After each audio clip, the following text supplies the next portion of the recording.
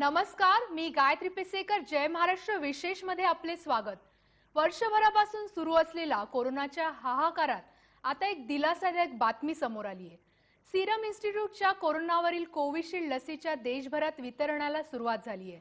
तर दुसरीकडे औरंगाबादेत चक्क क्वारंटाईन सेंटरमधील 1 कोटी रुपयांचं सामान लंपास झाल्याचं उघडकीस आले आहे. दरम्यान सुशांत सिंह राजपूतच्या मृत्यू प्रकरणामुळे चर्चेत आलेल्या ड्रग्ज प्रकरणात आता नवीन नावं समोर आली आहेत. या सर्व विषयांचा आढावा घेणार आहोत आपण आजच्या जय महाराष्ट्र विशेष मध्ये.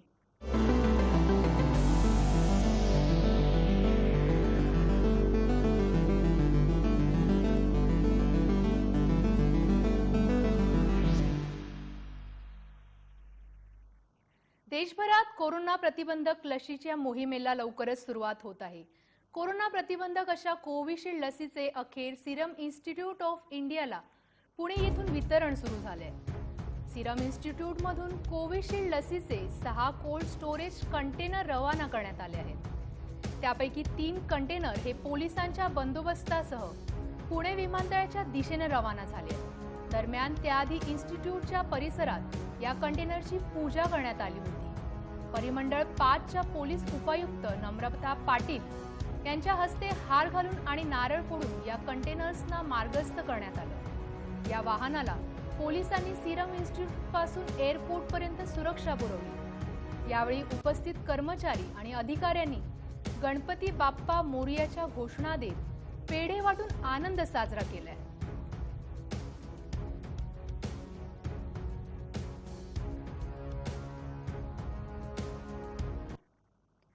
तर बातमी आहे पुण्यातून. सीरम इन्स्टिट्यूटच्या कोरोनावरील कोविशिल्ड लसीचे देशभरात वितरणाला सुरुवात झाली आहे. 16 जानेवारीपासून देशात लसीकरणाला सुरुवात होणार आहे. कोविशिल्ड लसीचे 6 कोल्ड स्टोरेज कंटेनर मंगळवारी रवाना झाले आहेत. कोविशिल्ड लस देशभरातील 13 शहरांमध्ये पाठवण्यात येणार आहे. याचा आढावा घेतलाय आमचे प्रतिनिधी सचिन जाधव यांनी.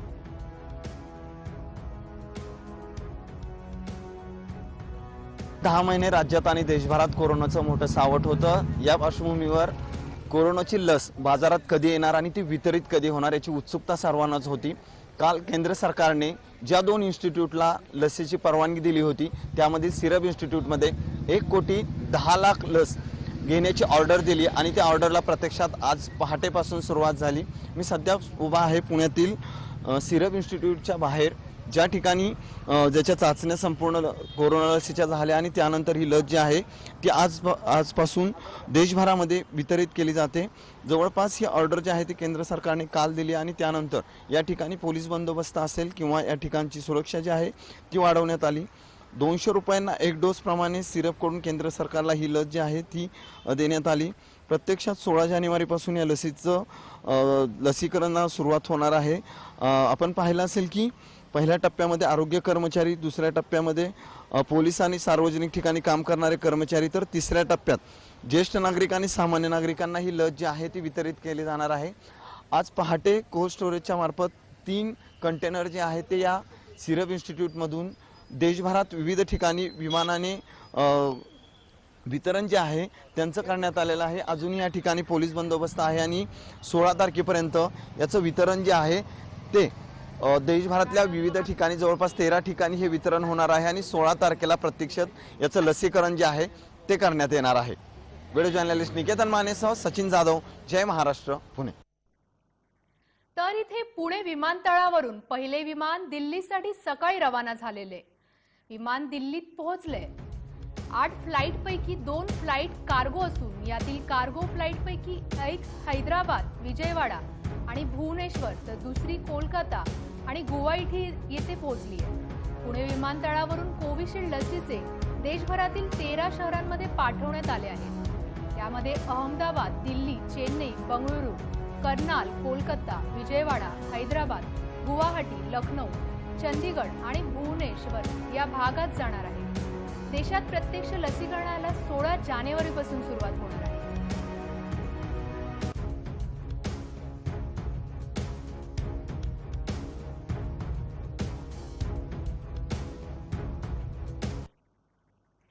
जगातल्या सर्वात मोठ्या कोरोना लसीकरणाची मोहीम कशी असणार आहे ते पाहूयात ग्राफिक्सच्या माध्यमातून। पहिल्या टप्प्यात केंद्र सरकारकडून सिरम लशीच्या 1,10,00,000 मात्रांची खरेदी। केंद्र सरकारकडून लशीच्या एका मात्रेची कर वगळून 200 रुपयांना खरेदी। एप्रिल पर्यंत केंद्र सरकार लशीच्या आणखी 4.5 कोटी मात्रा खरेदी करणार। लशीच्या 1 अब्ज मात्रा ही कर वगळून प्रत्येकी 200 रुपयालाच खरेदी केल्या जाणार आहे। केंद्र सरकारच्या वतीनं HLL लाईफ केअर मर्यादित या सरकारी उपक्रमावर लशीच्या खरेदीची जबाबदारी असेल।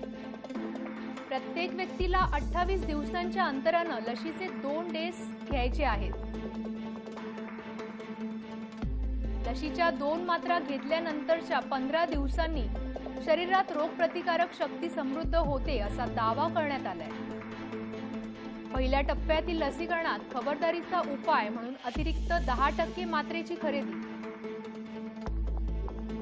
औषध खरेदी व्यतिरिक्त केंद्रीय मंत्रालयाने लसीकरणासाठी 480 कोटी रुपयांची तरतूद केली आहे।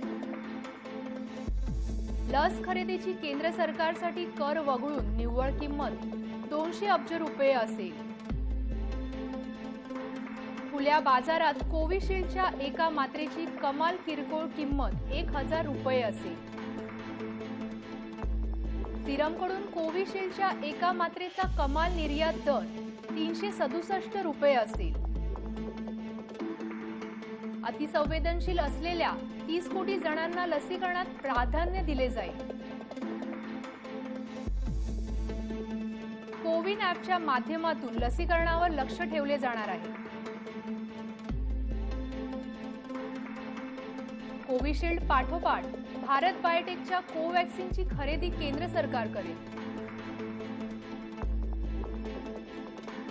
सिरमने लशीच्या घाऊक मात्रा वितरणासाठी देशात 60 ठिकाणे निश्चित केली आहेत। लस वितरणात हवाई वाहतुकीचा मोठा वाटा असणार आहे। ड्राय आईसच्या आवरणात लस उणे 8 ते उणे 70 अंश सेल्सिअस इतक्या तापमानात साठवावी असे आदेश देण्यात आले आहेत।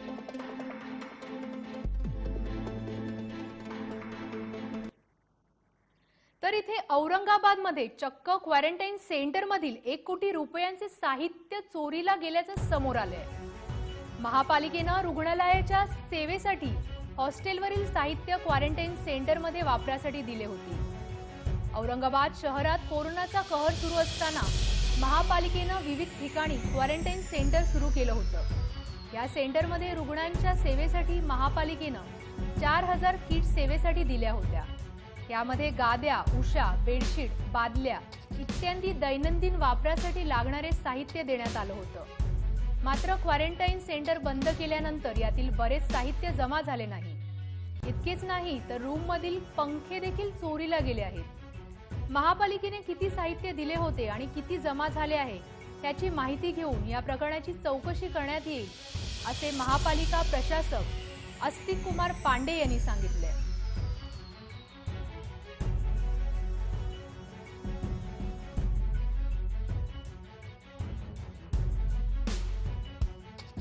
क्वारंटाईन सेंटरमधून असे किरकोळ साहित्य जे आहे ते चोरी गेलेले फॅन और गादी और टूथब्रश आणि हे गोष्टी आता आपण त्याची चौकशी करत आहे।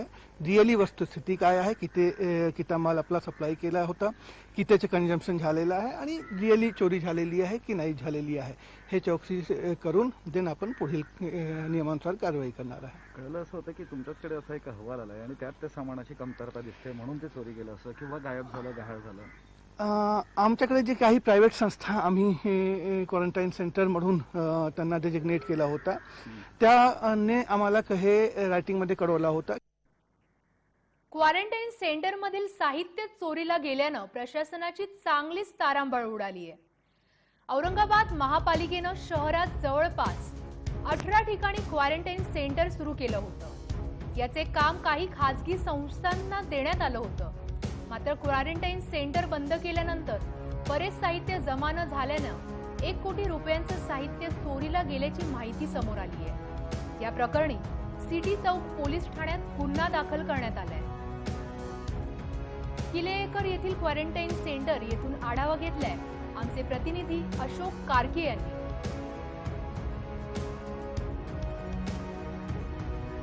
औरंगाबादमध्ये कोरोनाचे रुग्ण वाढत असताना महापालिकेने शहरामध्ये 18 ते 20 ठिकाणी क्वारंटाईन सेंटर सुरू करण्याचा निर्णय घेतला होता आणि त्या अनुषंगाने शहराच्या वेगवेगळ्या भागामध्ये मोठ्या मोठ्या इमारतीमध्ये हे क्वारंटाईन सेंटर सुरू केले होते। औरंगाबादच्या ह्या किल्ले आर्क परिसरामध्ये जे विभागीय वसतिगृह आहेत त्या ठिकाणी देखील महापालिकेने कोविडचं क्वारंटाईन सेंटर सुरू केलं होतं आणि या ठिकाणी अनेक रुग्णांना ठेवण्यात आलं होतं। अशा ज्या 18 ठिकाणी त्या 18 ठिकाणावर महापालिकेने जवळपास 400 किट रुग्णांच्या सेवेसाठी वाटप केलं होतं। त्यामध्ये गाद्या होत्या, उशा होत्या, बेडशीट होते, बकेट होते, इतर जे दैनंदिन साहित्य जे लागेल रुग्णांना ते सर्व या ठिकाणी प्रोव्हाइड केलं होतं। या साहित्य आता महापालिकेने हे सर्व सेंटर बंद केल्यानंतर आता हे साहित्य महापालिका पुन्हा जमा करते। यातून एक अशी धक्कादायक माहिती समोर आली की जवळपास 1 कोटी रुपयाचं साहित्य जे आहे ते गायब झाले। त्यामुळं जे क्वारंटाईन सेंटर सुरू होते त्या ठिकाणी ज्या लोकांनी व्यवस्था केली होती ते लोक करत काय होते असा प्रश्न आता यातून निर्माण झालेला आहे। ज्या पद्धतीने हे साहित्य गायब झाले, मग हे साहित्य कोणी चोरी केलं? त्या रुग्णांनी चोरलं की जे व्यवस्था करत होते, ज्या संस्थेने काम दिलं होतं त्यांनी चोरलं असा प्रश्न आता यातून निर्माण झालेला आहे। कारण की गेल्या 8 ते 9 महिन्यापासून रुग्णसंख्या वाढत असताना सर्व क्वारंटाईन सेंटर सुरू होते। आता मात्र हे क्वारंटाईन सेंटर बंद झाले आहेत। औरंगाबादमध्ये सध्या एकही क्वारंटाईन सेंटर सुरू नाही आणि अशा परिस्थितीमध्ये महापालिकेला अतिशय धक्कादायक पद्धतीने ही माहिती जी आहे ती समोर आली। जवळपास 1 कोटी रुपयाचा फटका महापालिकेला आपल्याला बसल्याचं पाहायला मिळत आहे। कॅमेरामन संतोष सिरसाट, अशोक कारके, जय महाराष्ट्र न्यूज, औरंगाबाद। अभिनेता सुशांत सिंह मृत्यू प्रकरणानंतर ड्रग्ज प्रकरणात बॉलिवूड सेलिब्रिटीनंतर आता शहरातील प्रसिद्ध मुच्छड पानवाल्याचं नाव समोर आलंय। नार्कोटिक्स कंट्रोल ब्युरो म्हणजेच एनसीबीच्या पथकानं मुच्छड पानवाल्याचे सहसंस्थापक रामकुमार तिवारी याला अटक केली आहे। त्यामुळे मुच्छड पानवाल्याविषयी जोरदार चर्चा सुरू झाली आहे। एनसीबीनं अटक केलेल्या मुच्छड पानवाल्याची वैद्यकीय तपासणी करण्यात आली आहे। तसेच एनसीबी न्यायालयात मुच्छड पानवाल्याच्या कोठडीची मागणीही करणार आहे। ड्रग्ज प्रकरणात एनसीबीनं मुच्छडला अटक केली आहे।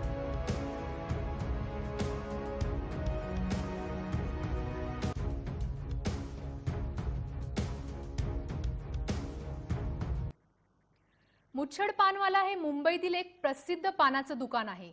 भरदार मिशा असल्या तिवारी बंधूंनी केलेल्या या एका पानाच्या दुकानाचं नाव मुच्छड पानवाला असं आहे।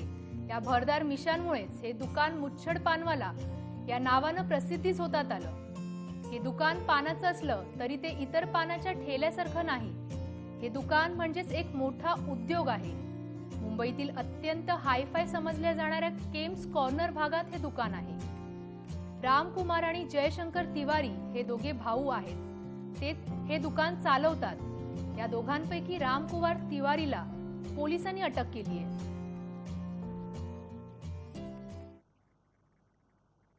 कोण आहे मुच्छड पानवाला यावर नजर टाकूयात ग्राफिक्सच्या माध्यमातून। 1977 साली श्यामाचरण तिवारी यांनी मुंबईत पानाचं दुकान थाटलं। त्यानंतर मुलगा जयशंकर तिवारी यानं त्यांचं काम पाहायला सुरुवात केली। बॉलिवूडचे कलाकार, उद्योगपती तसेच अनेक प्रसिद्ध व्यक्ती याचे ग्राहक आहेत। 20 रुपयांपासून ते 1000 रुपयांपर्यंत पानाच्या किमती। पानाचे विविध 50 प्रकार येथे उपलब्ध आहेत। वन औषधींचा वापर करून पान तयार होत असल्याचा दावा करण्यात आलाय।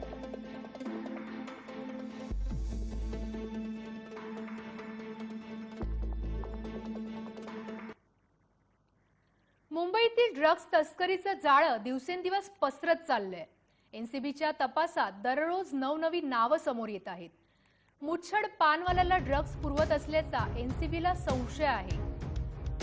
नुकतीच नार्कोटिक्स कंट्रोल ब्युरोनं मोठी कारवाई करत 200 किलो ड्रग्ज जप्त केलं होतं। 2 दिवसांपूर्वी अभिनेत्री दिया मिर्झाची माजी मॅनेजर राहिला फर्निचरवाला आणि एक ब्रिटिश नागरिकाला एनसीबीनं बेड्या ठेकल्या होत्या।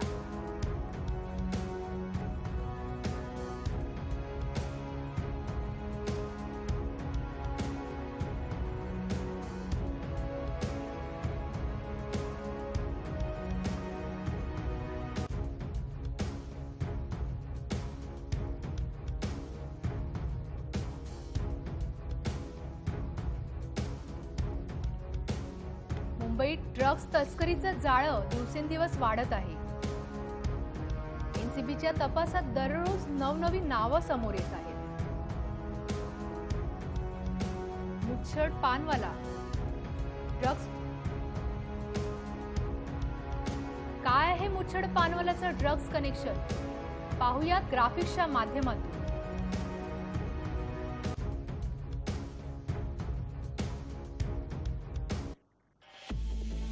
करण सजनानी या ब्रिटिश नागरिकाला आणि एका अभिनेत्रीच्या एक्स मॅनेजरला एनसीबी कडून अटक. त्याच्या चौकशीतून समोर आलं मुच्छड पानवालाचं ड्रग्ज कनेक्शन.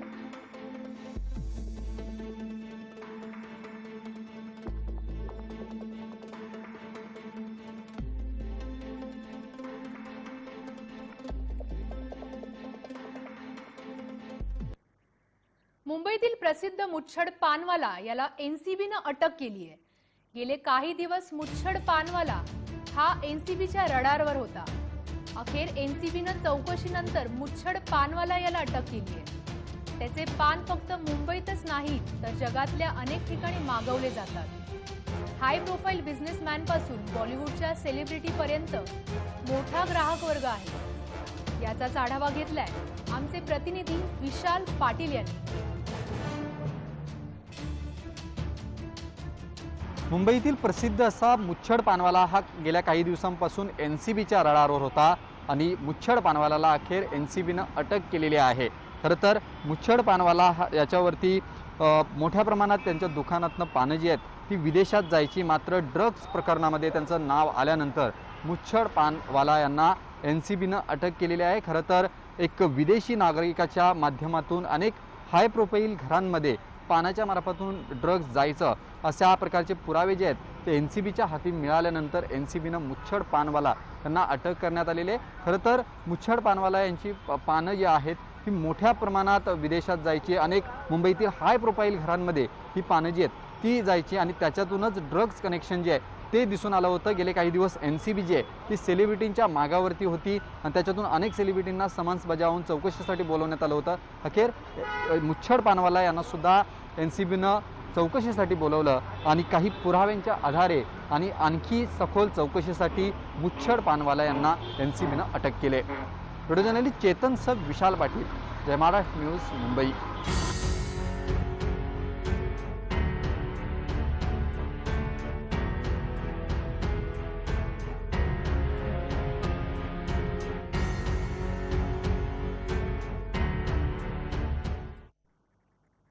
नागपुरात पुन्हा एकदा मांजानं बळी गेलाय. बंदी असलेल्या नायलॉन मांजाचा वापर नागपुरात सुरूच आहे.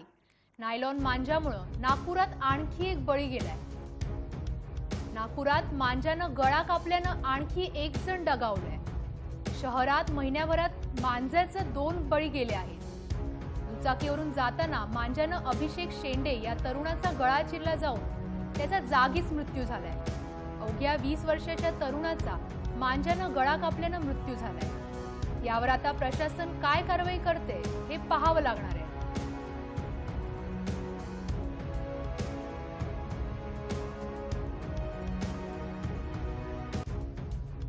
मागील आठवड्यापासून हा नागपुरात आणखी एक मांजाचा बळी आहे.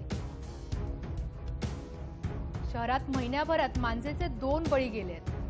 दुचाकीवरून जाताना मांजानं अभिषेक शेंडे या तरुणाचा गळा चिरला जाऊन त्याचा जागीच मृत्यू झालाय. अवघ्या 20 वर्षाच्या तरुणाचा मांजानं गळा कापल्यानं मृत्यू झालाय.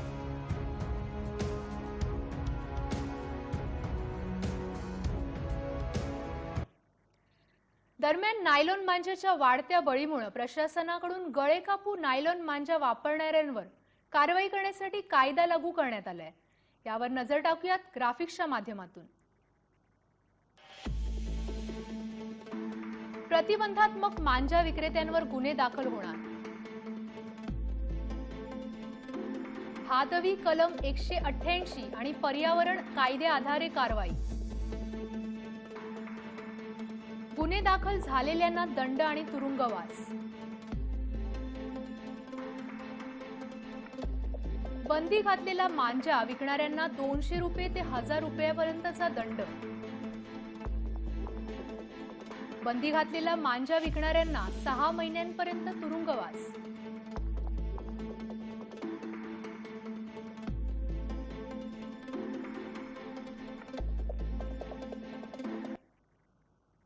आता बातमी आहे बर्ड फ्लू विषयी. देशात बर्ड फ्लूनं हाहाकार माजवला असताना राज्यात ही बर्ड फ्लूनं डोकं वर काढले. लातूर जिल्ह्यातील केंद्रावाडी आणि सुकणी या 2 गावातील गावरान कोंबड्या शनिवारी अचानक दगावल्यामुळे नागरिकांत धास्ती पसरली होती. दरम्यान पशुवैद्यकीय पथकानं पाहणी करून मृत कोंबड्यांचे नमुने घेऊन पुणे येथील पशुरोग अन्वेषण प्रयोगशाळेत तपासणीसाठी पाठवले. याचा अहवाल जिल्हा प्रशासनाला प्राप्त झाला असून या कोंबड्यांना बर्ड फ्लू झाल्याचं आता निष्पन्न झाले. सुकानी गावात 50 तर केंद्रेवाडी येथील 600 कोंबड्यांचा यात समावेश आहे. यामुळे जिल्हाधिकारी पृथ्वीराज यांनी कोंबड्या शास्त्रोक्त पद्धतीने नष्ट करण्याचे आदेश दिले, अशी माहिती पशुसंवर्धन उपायुक्त डॉक्टर नानासाहेब कदम यांनी दिली आहे. यावरून उपविभागीय अधिकारी प्रबोधय मुळे यांच्यासह पशुसंवर्धन विभागाचे अधिकारी कर्मचाऱ्यांनी कोंबड्या नष्ट करण्याची कारवाई केली आहे.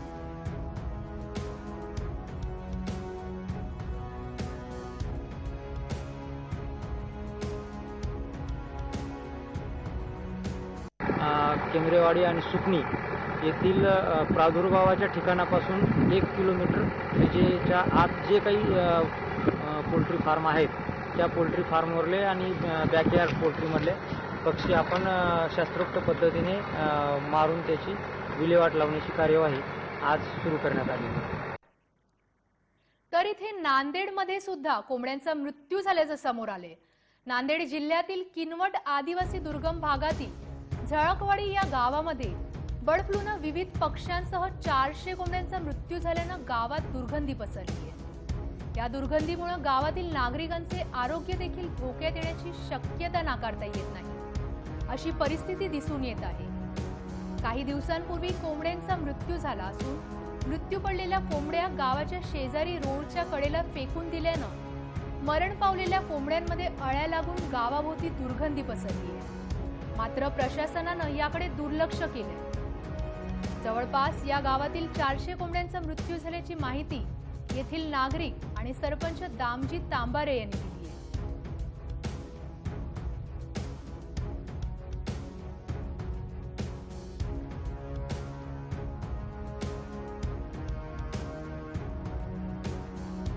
तर नांदेडमध्ये सुद्धा 400 कोंबड्यांचा मृत्यू झाल्याची बातमी समोर येत आहे. कोंबड्यांसह विविध पक्ष्यांचा सुद्धा इथं मृत्यू झालाय. या मृत्यूमुळे गावामध्ये दुर्गंधी पसरली आहे. काही दिवसांपूर्वी कोंबड्यांचा मृत्यू झाला असून मृत्यू पडलेल्या कोंबड्या गावाच्या शेजारी रोडच्या कडेला फेकून दिल्यानं मरण पावलेल्या कोंबड्यांमध्ये अळ्या लागून गावाभोवती दुर्गंधी पसरली आहे.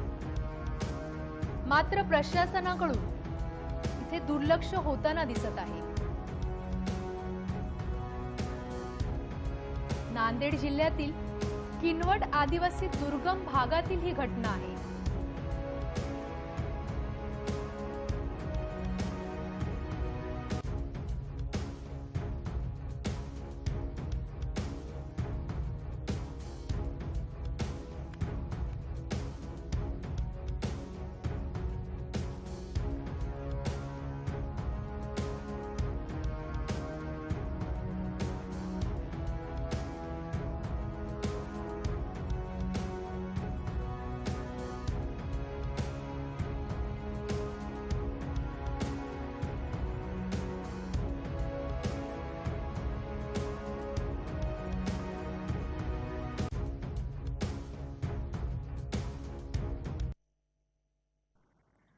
बर्ड फ्लू हा पक्ष्यांमध्ये पसरणारा एक संसर्गजन्य रोग आहे, ज्याला बर्ड फ्लू अथवा एव्हियन इन्फ्लुएन्झा असेही म्हणतात, जो पक्ष्यांच्या लाळेवाटे, विष्ठेवाटे किंवा त्यांच्या डोळ्यांवाटे इतर पक्ष्यांमध्ये पसरतो.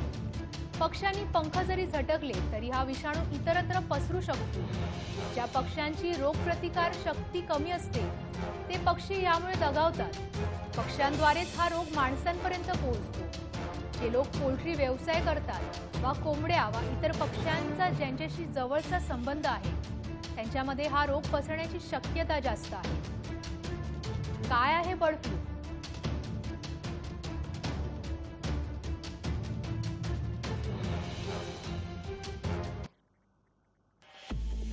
बर्ड फ्लूला एव्हियन इन्फ्लुएन्झा असं नाव आहे. बर्ड फ्लू पक्ष्यांमध्ये आढळणारा रोग.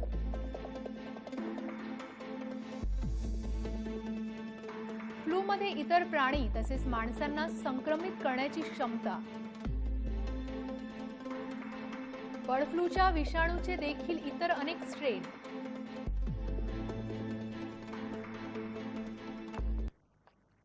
यासह जय महाराष्ट्र विशेषमध्ये वेळ झालीये इथेच थांबण्याची.